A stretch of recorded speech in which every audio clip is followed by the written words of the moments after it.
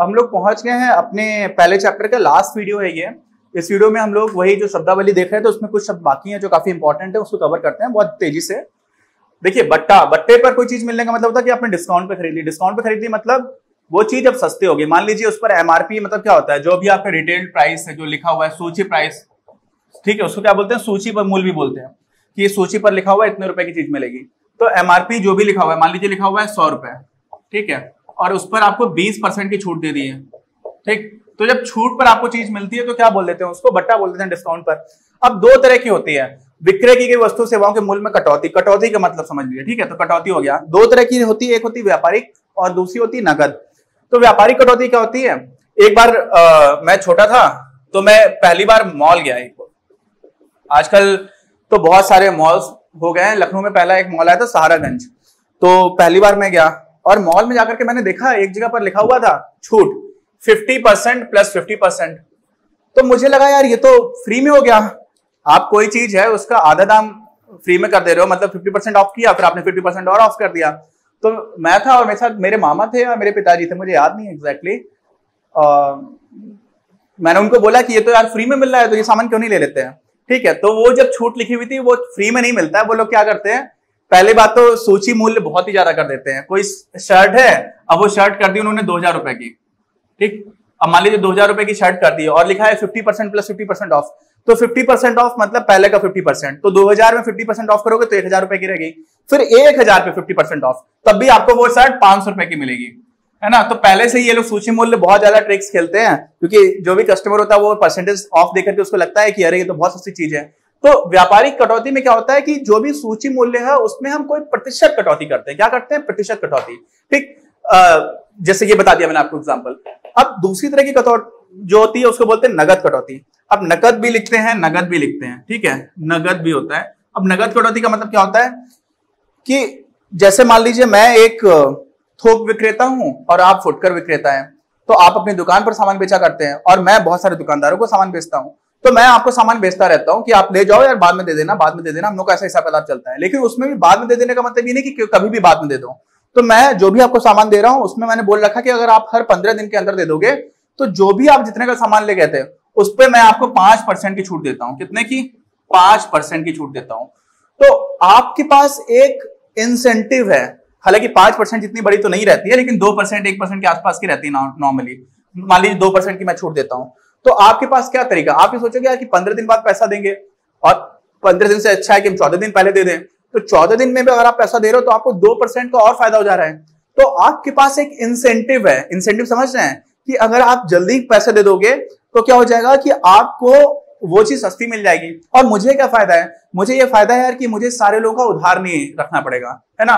और साथ में पैसा जितनी जल्दी मिलता है उसका भी बेनिफिट है। क्यों, क्योंकि अगर आप वही पैसा बैंक में जमा कर दोगे तो कुछ तो ब्याज मिलेगा। तो हर तरह के पैसे की अपनी खुद की एक कीमत होती है। तो इसलिए जल्दी पैसा आ जाए, इस वजह से कोई बड़ा थोक विक्रेता या फिर कोई बड़ी फैक्ट्री है जो थोक विक्रेताओं को सामान बेच रही है, उन सबके लिए नकद कटौती भी रखी जाती है। तो ये दूसरी तरह की कटौती हो गई, ठीक। तो हम लोगों ने कटौती को समझ लिया। अब आ जाते हैं प्रमाणक पर।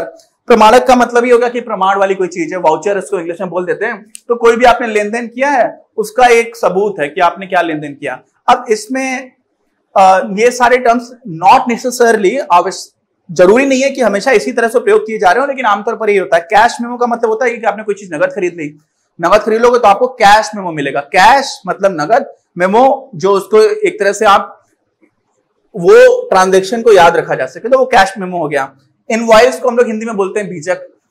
अब इनवॉइस तब आपको मिलता है नॉर्मली जब आपने कोई उधार पे कोई चीज खरीदी हुई है, तो आपको इनवॉइस मिल जाता है। लेकिन अभी हमारे यहाँ पर बहुत सारी ई कॉमर्स कंपनीज चल रही है, तो जैसे अमेजॉन भी चलती है, ठीक है। तो अमेजॉन भी आप कोई सामान खरीदोगे तो वो आपको इनवॉइस भेजती है, समझ है ना। तो ऐसा नहीं कि आपने उधार पर खरीदा, आपने तो कैश में खरीदा है या फिर इंटरनेट के थ्रू किसी तरह से पे करके देखा है, तो वो भी कैश या कैश इक्विवेलेंट है, नगद या नगद के समतुल्य है। और उसमें भी आपको इनवॉइस मिल रहा होता है। तो ऐसा तो नहीं कि आपने उधार पे खरीदा, लेकिन वो भी इनवॉइस भेज रहे होते हैं। तो इसी वजह से मैं बोल रहा हूं कि व्यवहार में जरूरी नहीं है कि ये सारी चीजें एकदम उसी तरह से वेल डिफाइंड है कि नहीं इनवॉइस हमेशा उधार पर ही होगा। इनवॉइस कई बार आप रसीद की तरह भी यूज हो जाता है। किसकी तरह, रसीद की तरह। तो रसीद को हम लोग इंग्लिश में बोलते हैं रिसीट। क्या बोलते हैं, रिसीट। अब ये थोड़ा सा मैं बता देता हूं, बहुत सारे लोग हैं जो गलत प्रोनाउंसिएशन करते हैं। देखिए ये होता है DEBT, तो इसको पढ़ा जाता है डेट। क्या पढ़ा जाता है? डेट। इसमें ये जो बी है ये नहीं बोला जाता, ये साइलेंट होती है, ठीक है। ऐसे ही रिसीट होती है ये, इसमें जो पी लिखा होता है ना वो रिसीप्ट नहीं होता है, पी को नहीं पढ़ते हम लोग, पी को हटा देते तो वो हो जाती है रिसीट। रिसीट को हिंदी में रसीद बोलते हैं। तो आपने कोई भी ट्रांजैक्शन किया उसकी आपको जो रसीद मिलती है उसको हम लोग रिसीट बोल देते हैं। तो ये क्या हो जाते हैं? ये प्रमाणक हो जाते हैं। अच्छा, ये भी पढ़ लिया। आगे के कुछ टर्म्स हैं उनको हम लोग देख लेते हैं। देखिए अगला टर्म आता है माल, मतलब सामान, ठीक है। तो गुड्स को बोलते हैं उसको हम लोग इंग्लिश में। मेरा एक दोस्त है, वो मैं पहले भी बता चुका हूं लेकिन दूसरे क्लास में बताया था तो आपको भी याद रहेगा इससे। तो ट्रक्स होते हैं, ट्रक्स के ऊपर लिखा रहता है गुड्स कैरियर, ठीक है। गुड्स कैरियर का मतलब क्या होता है? जो सामान ले जा रहा है। तो ये CARRIER, कैरियर मतलब ले जाने वाला। जो अपने साइकिल होती है ना, साइकिल के पीछे भी वो कैरियर लगा होता है तो उस पर भी सामान रख करके ले जाने के लिए ले जाने वाला है, तो उसकी स्पेलिंग होती है। और दूसरा होता है करियर, है ना। तो करियर मतलब CARER, दोनों की स्पेलिंग अलग अलग है। अब करियर का मतलब होता है कि आप बड़े होकर के क्या बनोगे, आपका क्या करियर रहेगा, क्या प्रोफेशन रहेगा। तो वो छोटा था जब, और हम लोग का जो भी परिवेश है पूरा हिंदी मीडियम का परिवेश है, तो उसमें गुड्स का मतलब, उसको गुड का मतलब अच्छा तो पता था बचपन में कि he is a good boy. तो उसको समझता था कि जो ट्रक चलाने वाला काम है बहुत अच्छा करियर है। तो सोचता था कि गुड्स कैरियर मतलब ट्रक चलाने वाला काम बहुत अच्छा कैरियर है ना। तो मतलब क्या था? वास्तविक मतलब ये होता था गुड्स मतलब सामान और कैरियर मतलब ले जाने वाला। तो गुड्स कैरियर का मतलब है कि जो सामान को ले जा रहा है, और ट्रक का काम ही होता है सामान को ले जाने वाला, तो वो लिखा रहता है इस पर, ठीक है। तो यही वाला गुड्स है यहां पर हम लोग को बताया गया है। तो ये जो सामान है वो सामान जो किसी व्यवसाय में बना करके बेचा जा रहा है या फिर किसी व्यवसाय में खरीद करके बेचा जा रहा है। तो दो चीजें मैंने बोली, एक तो होती है व्यापारिक इकाई। व्यापारिक इकाई क्या होती है? जो भी दुकान है, व्यापार का मतलब क्या होता है? आपने कोई चीज खरीदी और आप उसको बेच रहे हो, खरीदी बेचा, तो ये होता है व्यापार। व्यापार में आप चीजों का बना नहीं रहे होते हो। बनता कहां पर है? बनता है विनिर्माण इकाई में। विनिर्माण को हम लोग इंग्लिश में बोलते हैं मैन्युफैक्चरिंग। तो कोई फैक्ट्री है, वहां पर कच्चा माल आएगा, उसको उस पर कुछ प्रोसेस होगी, उसका उत्पादन किया जाएगा, फिर बेचा जाएगा। तो जहां पर किसी कच्चे सामान में कुछ काम करने के बाद से बेचा जा रहा है तो वो हो जाती है हमारी मैन्युफैक्चरिंग यूनिट। और व्यापार होता है कि आपने सामान खरीद लिया फिर आप बेच रहे हो, तो वो हो जाता है मैन्युफैक्चरिंग यूनिट। तो उसी को हम लोग बोलते हैं व्यापारिक इकाई और विनिर्माण इकाई। तो जो भी सामान खरीद करके आप बेच रहे हो, जो बना रहे हो, जो कंपनी का मेन सामान है जो बन करके बेचा जा रहा है, या कोई दुकान है उस पर जो सामान बेचा जा रहा है, वो माल है। अब माल वो नहीं है कि कंपनी तो बहुत कुछ खरीद सकती है, बहुत सारा सामान ऐसा है जो अपने उपयोग करने के लिए खरीदेगी, समझ रहे हैं। तो अपने उपयोग करने के लिए जो कुछ भी सामान खरीदेगी वो वाला सामान कंपनी के हिसाब से, कंपनी के दृष्टिकोण से माल नहीं होगा। वो क्या हो सकता है? या तो वो व्यय हो सकता है या परिसंपत्ति हो सकता है, ठीक है। तो देखिए, या तो वो व्यय होगा या परिसंपत्ति होगा। व्यय कैसे हो सकता है? देखिए एक उदाहरण देता हूं मैं आपको। व्यय का मतलब क्या हुआ कि मुझे अपना कामकाज चलाना है, मेरी परचूनी की दुकान है और मैंने एक कॉपी मंगवा ली जिसपे हिसाब किताब लिख पाऊं। तो मैंने जब वो स्टेशनरी का सामान खरीदा, मैंने कॉपी और एक पेन मंगवाया, तो वो कॉपी और पेन मेरे लिए खर्चा हो गया। कैसा खर्चा है? वो रेवेन्यू एक्सपेंडिचर है। रेवेन्यू मतलब साल भर के अंदर मैं उसको खर्च कर दूंगा। और उसके लिए हो सकता है कि मैंने बोला कि यार मुझे बैठने के लिए कुर्सी चाहिए और मुझे अच्छी मेज चाहिए, परचूनी की दुकान है मेरी। तो जब मैंने कुर्सी और मेज मंगाई वो फर्नीचर हो गया, तो वो खर्चा नहीं हुआ। दोनों ही चीजें माल नहीं है ना, कॉपी और पेन मेरे लिए माल है, कॉपी और पेन मेरे लिए खर्चा हो गया, ठीक है। और जो परिसंपत्ति है, जब हम लोग जो मैंने कुर्सी मंगवाई या फिर मैंने जब ये मंगवाया कि मेज आप लेकर के आ जाओ, वो परिसंपत्ति हो गई, उसको हम लोग बोलेंगे फर्नीचर। वो क्या हो गया? फर्नीचर बन गया हमारे लिए। तो जब एक परचूनी की दुकान चलाने वाला इंसान कॉपी खरीद रहा है तो वो उसके लिए व्यय हो गया, और अगर कुर्सी और मेज खरीद रहा है तो उसके लिए क्या हो गया? फर्नीचर हो गया। लेकिन अब ये सोचिए कि वही चीज अगर मैं स्टेशनरी की दुकान चला रहा हूं, मेरे दुकान ही कॉपी किताब की है और मैंने कॉपी किताब खरीदी है बेचने के लिए, तब वो मेरे लिए एक व्यय नहीं हुआ, तब वो मेरे लिए माल हो गया, मेरे लिए सामान हो गया, ठीक। और वैसे ही अगर मेरी, मान लीजिए मेरी फर्नीचर की दुकान है, मैं अलमारी, कुर्सी, मेज ये सब बेचता हूं, तो मैं अगर कोई मेज और कुर्सी खरीद रहा हूं तो वो मेरे लिए माल हो गया, वो मेरे लिए परिसंपत्ति नहीं रहा, ठीक है। तो किस हिसाब से देखने में वो देखना आना चाहिए, उसके दृष्टिकोण से कैसी चीज हो रही है वो देखना आना चाहिए। अच्छा आगे बढ़ते हैं। क्रय। अब क्रय क्या होता है? कोई भी बिजनेस जो कुछ भी खरीद रहा है, जो पूरा सामान कुछ भी खरीद रहा है, वो सब मिलाकर के आपका क्रय हो जाएगा। तो क्रय में निश्चित रूप से जो माल खरीदने के लिए आप सामान कर रहे हो वो भी क्रय हो जाएगा, और खुद के प्रयोग के लिए खरीद रहे हो वो भी क्रय हो जाएगा। ये विक्रय मतलब क्या है कि आपने खरीद करके बेचने के लिए खरीदा हुआ है तो वो भी क्रय के अंदर आ जाएगा। इसको हम इंग्लिश में बोलते हैं परचेजेस। और साथ में अपने प्रयोग करने के लिए खरीदा है वो भी हमारा क्रय के अंदर आ जाएगा। अब ये नगद भी हो सकता है, उधार भी हो सकता है। तो हो सकता है आपने कुछ लोगों से उधार सामान खरीद लिया सबको मिलाकर के हम लोग बोल देंगे क्रय। अगला आता है पॉइंट आहरण। आहरण मतलब ड्रॉइंग्स। तो कई बार आप लोगों ने चेक देखी होगी, तो चेक पर लिखा रहता है ड्रॉई, ठीक है। तो ड्रॉई का मतलब होता है कि कौन निकाल रहा है, जो पैसे निकाल रहा है। अब ड्राइंग्स का मतलब क्या हो जाता है, आहरण का मतलब क्या हो जाता है कि आपने व्यवसाय में पैसा लगा रखा। मैं छोटा था तो मेरा एक दोस्त था, उसके पिताजी की दुकान थी और हम लोग जाते थे फीस जमा करने के लिए। तो हम लोग, तो मेरे पिताजी की सरकारी नौकरी थी, तो हम लोग घर से पैसे लेकर चले आते थे। उनकी पोस्टिंग इधर उधर बाहर आ करती थी, लेकिन उसको जब फीस देनी होती थी तो वो अपनी दुकान पर जाता था, पापा की दुकान पर, और अंकल की दुकान पर बोलता था कि पैसे चाहिए, तो वो अपना ऐसे काउंटर से पैसे निकाल करके दे देते थे कि जाओ अच्छा फीस जमा कर देना और रसीद ला करके दे देना शाम को। तो रसीद तो समझ लीजिए वाउचर हो गया। अब वो जो पैसे मांग रहा होता था, तो वो एक तरह से पैसे, कौन से पैसे मांगे, उनके पिताजी ने जो पैसे अपने लड़के को उसकी स्कूल की फीस भरने के लिए दिए, ये उन्होंने अपने व्यक्तिगत काम के लिए दिए हैं, ये व्यवसाय में नहीं लग रहे हैं फिर से। तो व्यवसाय में उनका जो निवेश है वो एक तरह से कम हो गया। तो जब भी आप व्यवसाय से पैसा निकाल रहे हो या फिर व्यवसाय से कोई ऐसी वस्तु निकाल रहे हो जो आपको अपने घर के लिए प्रयोग करनी है, मान लीजिए किसी का टेंट हाउस है, टेंट हाउस समझते हैं जहां पर शादी विवाह में हमारे यहाँ टेंट वगैरह लगाने का काम रहता है।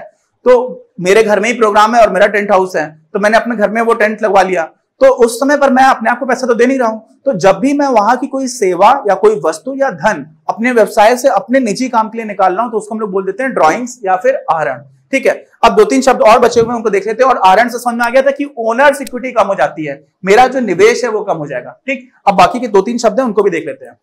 देखिए, अब हम लोग बात करते हैं स्टॉक की। स्टॉक क्या होता है, जब हम लोग बैलेंस शीट बना रहे होते हैं, इस तरह कोई भी फाइनेंशियल स्टेटमेंट, वित्तीय विवरण बनाने की बात करते हैं, तो वहां पर हम लोग अंतिम दिन देखते हैं, लेखा वर्ष का जो अंतिम दिन है यानी कि 31 मार्च को, कौन कौन सी चीज ऐसी है जो बिक नहीं पाई। हमारी दुकान चल रही थी और हमारी दुकान में कौन कौन सा सामान ऐसा जो नहीं बिक पाया, उसको हम लोग क्या बोल देंगे, वो हमारा स्टॉक हो गया। और अंतिम स्टॉक और प्रारंभिक स्टॉक की बात भी होती है कि अंतिम स्टॉक क्या था वर्ष के अंत में, अगले वर्ष के प्रारंभ में प्रारंभिक स्टॉक क्या था। कई बार दोनों एक ही चीज हो जाती है, जैसे इस वर्ष के अंत में जो स्टॉक रहा, अगले वर्ष के प्रारंभ में भी वही स्टॉक बन गया, है ना। तो वैसा भी होता है कई बार। लेकिन आप ये समझिए कि लेखा वर्ष के अंतिम दिन की मेनली बात होती है यहाँ पर, क्योंकि पूरे लेखा वर्ष का हम लोग हिसाब किताब बना रहे हैं। और यहाँ पर भी फिर से व्यापारिक इकाई और उत्पादन इकाई दोनों में अलग अलग तरह का स्टॉक होगा। तो मान लीजिए मेरे कपड़े की दुकान है, तो जो जो कपड़ा नहीं बिक पाया साल के आखिरी दिन, वो मेरा स्टॉक हो गया। लेकिन मान लीजिए मेरी फैक्ट्री है बल्ब बनाने की, अब बल्ब बनाने की फैक्ट्री में टंगस्टन का तार है मेरे पास, जो सारी चीजें पड़ी हुई हैं, कच्चा माल जो भी पड़ा हुआ है, कांच पड़ा हुआ है मेरे पास, वो सारी की सारी चीजें भी स्टॉक हो गई। साथ में बल्ब पूरा तो नहीं बना, लेकिन आधा आधा मैंने एक खांचा बना दिया उसका, या पीछे का जो होल्डर होता है मैंने वो बना दिया है, तो वो भी जितने पड़े हुए हैं वो भी मिलाकर के स्टॉक हो गए। और साथ में बहुत सारे बल्ब बने बनाए हैं, लेकिन वो मैंने बेचे नहीं किसी को, क्योंकि मैं किसी थोक विक्रेता को बेचूंगा, मैं तो फैक्ट्री चला रहा हूं। तो इस तरह का उस वाले केस में कच्चा माल हो, अधिनिर्मित माल हो और निर्मित माल हो, सब कुछ मिला करके भी हम लोग स्टॉक बोलते हैं। तो किसके दृष्टिकोण से देखना ये बहुत जरूरी होता है लेखांकन में पहचानना, ठीक है। अब आ जाते हैं हम लोग देनदारों की बात करते हैं। तो देनदार और लेनदार दोनों ही बहुत जुड़े हुए लोग हैं। पहली बात समझिए कि ये व्यक्ति भी हो सकते हैं और इकाइयां भी हो सकती है। इकाइयां मतलब कोई बैंक हो सकती है, कोई दूसरी तरह का वित्तीय संस्थान हो सकता है, फाइनेंशियल इंस्टीट्यूशन हो सकता है, एक ग्रुप ऑफ इन्वेस्टर्स हो सकता है। आजकल एक नया टर्म चलता है, स्टार्टअप्स में बहुत सारे लोग इन्वेस्ट करते हैं, उनको बोलते हैं एंजल इन्वेस्टर्स। इस तरह का हो सकता है, वेंचर कैपिटल फर्म्स हो सकती है। तो बहुत सारे अलग अलग तरह के वित्तीय संस्थान होते हैं, वो सारे हो सकते हैं, है ना। बैंक्स भी अलग अलग तरह की होती हैं। तो इकाइयां भी हो सकती हैं और व्यक्ति भी हो सकते हैं। अच्छा, देनदार कौन है? देनदार वो है जिससे आपको पैसा मिलना है, जिसने आपसे पैसा ले रखा है। पैसा कैसे ले रखा है? आप तो व्यवसाय चला रहे हो, तो हो सकता है आपने उसको कुछ वस्तुएं दी हो सकता है आपने उसको कुछ सेवाएं दी हो, तो उन सेवाओं और उन वस्तुओं के बदले उससे आपको पैसा लेना है। तो इसको आप तुलन पत्र में कहां दिखाओगे? ये आपके लिए एक कर्जा है या आपकी एक संपत्ति है? आपको पैसा मिलना है ना, फ्यूचर कैश इनफ्लो है, इसलिए इसको हम लोग परिसंपत्ति की तरफ दिखाते हैं, ठीक है, तुलन पत्र में परिसंपत्ति की तरफ। और लेनदार एकदम उल्टा होता है। लेनदार में क्या होता है? जिन्हें भुगतान करना है। आपने जिनसे कुछ सामान लिया, जिनसे कुछ वस्तुएं ली, या फिर जिनसे सीधा पैसा ही लिया अपना काम चलाने के लिए, अपना व्यवसाय चलाने के लिए। लोन लेते ना, लोन में तो आप सीधा पैसा ही लेते हो, सेवा और वस्तु और कुछ नहीं ले रहे हो, तो सीधा पैसा आप ले लेते हो। तो आपने जिनसे पैसा लिया और आपको जिन्हें वापस पैसा देना है, वो लोग हो जाते हैं लेनदार, उनको बोलते हैं हम लोग लेंडर्स। तो ये होते हैं डेटर्स, ठीक है। इसमें भी ये बी है, साइलेंट होता है, इसको बी को डेप्टर्स नहीं बोलते हैं, ठीक है। तो डेटर्स होते हैं और ये लेंडर्स हो जाते हैं। तो इनको भुगतान करना है। अब सोचिए, आपको पैसा देना है, तो आपका कैश बाहर जाएगा या आएगा? आप निश्चित रूप से आपको देना है तो बाहर जाएगा, और अगर बाहर जाएगा तो वो आपकी लायबिलिटी बन जाएगी। क्या बन जाएगी? देयता। देता वाली साइड में आएगा तुलन पत्र में। ठीक है, तो हम लोगों ने अपना पहला चैप्टर जो है ना उसको बहुत ही आराम से बहुत डिटेल में अर्थ तो हम लोगों ने बहुत अच्छे से समझा, लेखांकन का अर्थ क्या होता है, फिर इसके क्या क्या सीमाएं हैं, इसके फायदे क्या हैं, इसका उद्देश्य क्या है, इसमें जो भी टर्म्स आ रहे हैं उनका क्या मीनिंग है, ये सारी चीजें हम लोगों ने बहुत आराम से देखी हैं। हर वीडियो के डिस्क्रिप्शन में आपको हर वीडियो के अभी नोट्स जो है वो मिल जाएंगे, फिर साथ में पूरे चैप्टर के नोट्स भी आपको एक साथ मिल जाएंगे। तो कहीं से भी परीक्षा की तैयारी को लेकर के किसी भी तरह की चिंता की बात नहीं है। लेखांकन में जरूरी है कि आप अपना बेस अच्छे से बनाते जाएं, क्योंकि एक तरह का सिस्टमेटिक सब्जेक्ट है। आप बेस को समझते जाएंगे तो ऊपर बिल्डिंग ऊंची बनाने में दिक्कत नहीं आएगी, तो वो बहुत ध्यान देने करके बनाइएगा। बाकी आपको कहां पर कौन कौन सी दिक्कत आ रही है उसका फीडबैक जरूर दीजिए। हम लोग मिलेंगे अपने अगले वीडियो में अगले चैप्टर के साथ। नोट्स का एक वीडियो बनेगा, वो हम लोग आगे अपलोड करेंगे काफी, क्योंकि अभी हम लोगों ने जो कुछ भी पढ़ाया उसमें ऑलरेडी बहुत कुछ लिखा हुआ है, और साथ में हर वीडियो के डिस्क्रिप्शन में आपको इंडिपेंडेंटली वीडियो के नोट्स भी मिल जा रहे हैं। तो मिलते हैं हम लोग अपने अगले वीडियो में। अपनी क्लास का उद्देश्य आप सभी के लिए आप ही की भाषा में गुणवत्तापूर्ण शिक्षा उपलब्ध कराना है। कक्षा 12 तक के सभी प्रमुख विषयों पर हम वीडियोस बना रहे हैं, और कुछ विषयों पर वीडियोस आपके अपने चैनल अपनी क्लास की ही अन्य प्लेलिस्ट पर अपलोड भी हो चुके हैं। ज्ञान के प्रकाश से देश को सशक्त बनाने के हमारे इस प्रयास में इस चैनल को सब्सक्राइब करके और लोगों के साथ शेयर करके अपना बहुमूल्य योगदान जरूर दें। पढ़ेगा इंडिया तो बढ़ेगा इंडिया।